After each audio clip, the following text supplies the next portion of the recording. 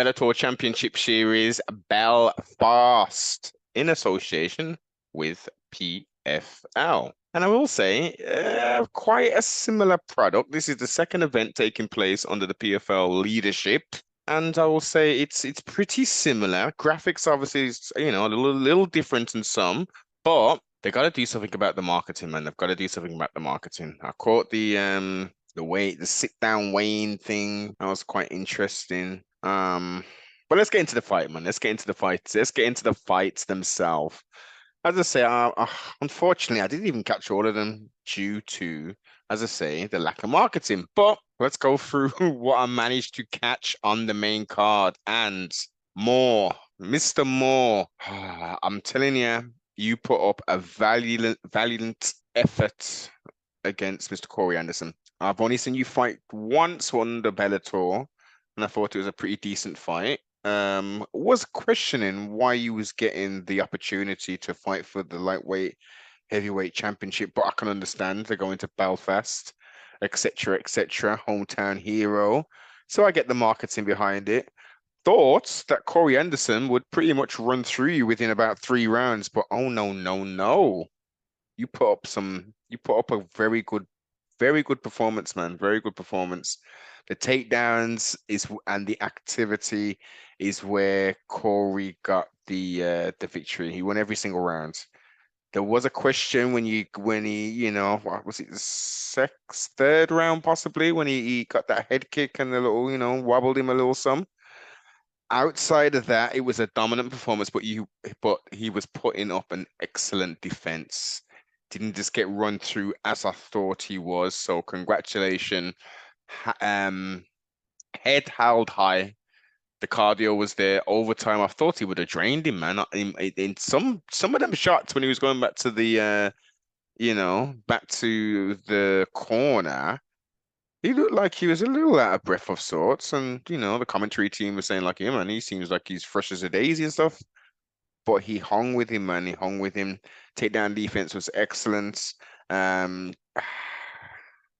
Just a little, well, that's experience. Ultimately, it comes down to the experience. He's there. He's feeling it. He's trying to win ultimately. So as I say, congratulations, and ultimately as well, congratulations to the champ. Finally gets some gold wrapped around his waist. Corey Overtime Anderson. Doing his thing, man. Doing his thing. Hard fought battle. Let's see who got next. And here, the fight, listen, performance of the night. If this was UFC, Dana White, yeah, man, we're giving these guys 50K, man. It's awesome, man. It was just awesome. Listen, Mr. Pitbull coming off 2 defeats showed you just need to stay in your weight class and do your thing. Possibly, you've obviously moved up and got the strap there, relinquished it for your brother and all those things. Stay in this right out into the sunset as the most dominant featherweight champion of Bellator history. I mean, you're looking at when we think about it, Jose Aldo, the King of Rio, man, like you get into them territories.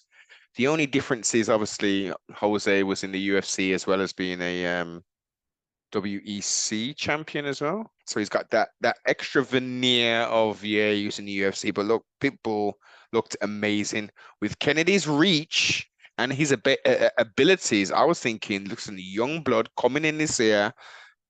Pitbull's coming off 2 defeats. Obviously now back in his weight class that he's owned and dominated. I thought it would be, pardon itself, a little bit more of a challenge, should we say? I mean, don't get it twisted. Kennedy wasn't just like half stepping, quote unquote. Volume wasn't there. He wasn't using his reach. I think he was in the second round. He started, pumping that jab out a little bit more. It was a interesting game plan from Kennedy. I mean, he's got Nitzik, Extreme Couture in there.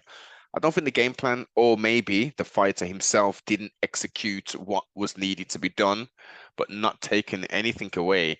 The combinations, the finishing sequence, go back and check it out, man. There must have been about what 20 shots, man. He hit him with 20 knees, elbows, punches, body shots, head shots, crumbled him twice. And then the last, yeah, man, he was out of here. He was done. Turn out the lights. The party is over. Winner, Patricio Pitbull. Let's go. And he's even talking about Aaron Pico, and then he wants to fight the champion, the PFL champion. So let's do it, man. Come on, it's exciting fights. We don't know how long this party is gonna last with PFL and Bellator. So let's make all the fun fights take place. Fabian Edwards, Brumtown's own, taking on a dangerous Jeffries. And I initially thought, because again, the promotion, man, I literally only found out about this fight. Like, what about this week? It's you gotta do something, man. And I'm coming off BBC iPlayer. Yeah, coming off BBC iPlayer, I think is the worst thing you've done, guys. Go back onto BBC iPlayer for England. It's just the zone thing. I don't know, man.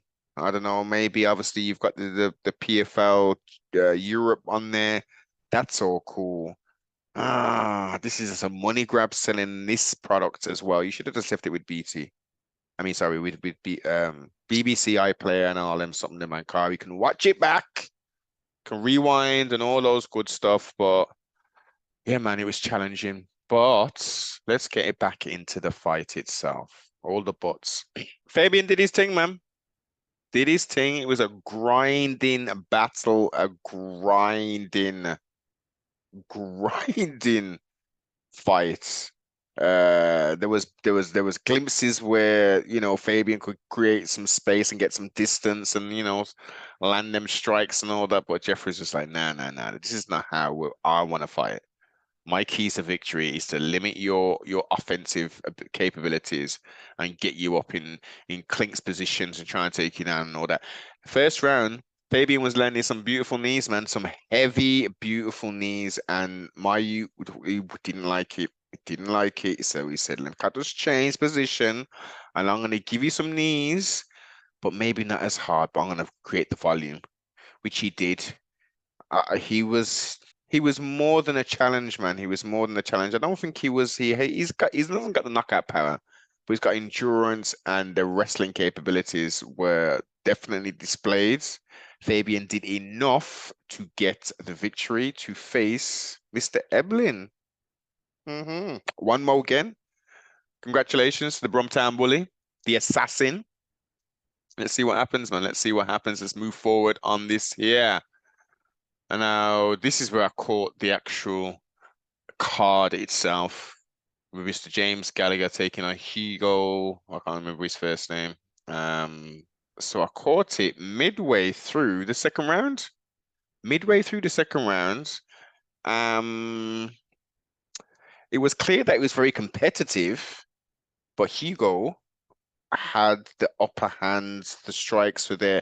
Gallagher was clearly the faster athlete. Clearly, that saw a nice 3-punch combination, and he came in hella quick. I don't know what happened, but Hugo got his victory. Gallagher got his loss on home soil. Maybe it was, to me, from what I saw, he wasn't busy enough. He was very much looking to counter and stuff, looking for the counter strikes, thinking he needed to step the pace up.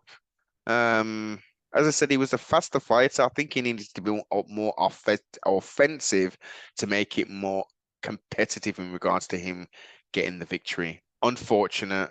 Now, I only saw the highlights of this. Black Country, Wolverhampton's own Tim Wilds, first round KO by Souza. I've only seen the highlights, so I don't even know what on earth was going on. But congratulations to Souza. Damn, man, Tim was on a 6-fight winning streak.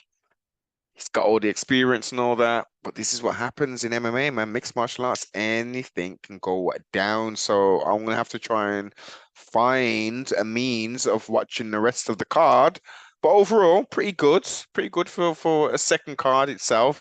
The technical issues, the technical things, the McCarthy thing, good idea. Especially when he's talking about the judging elements, and I think that was more apparent in the championship, the co-main and the main events. John's advice reference what the referee was doing. I think that was really good. That AJ McKee on there as well via satellite or Skype, whatever the means they're using. The connection wasn't the best, man. There's clearly a bit of a delay with it that needs to get sorted out. And there was just bringing him in a bit too randomly. I could understand AJ with the Pitbull fight. I get that, but I was also asking about other stuff. I think it should have just been a little bit more specific. The programmer, a producer, whoever, come on. I guess you got to try and find your feet and stuff, but yeah, there's still some bits and pieces that needs to be sorted on that. And yeah, what we're going to score this card? What we're going to score the card? We're going to give the card, from what I saw, what we're going to give the card. Oh, another thing I should mention, the walkout music wasn't very long at all for any of the fighters. They normally have them quite, let the songs play a little bit longer. So I'm going to give this a... This episode is sponsored by Supreme of the UK. Click the link in the description and support the broadcast.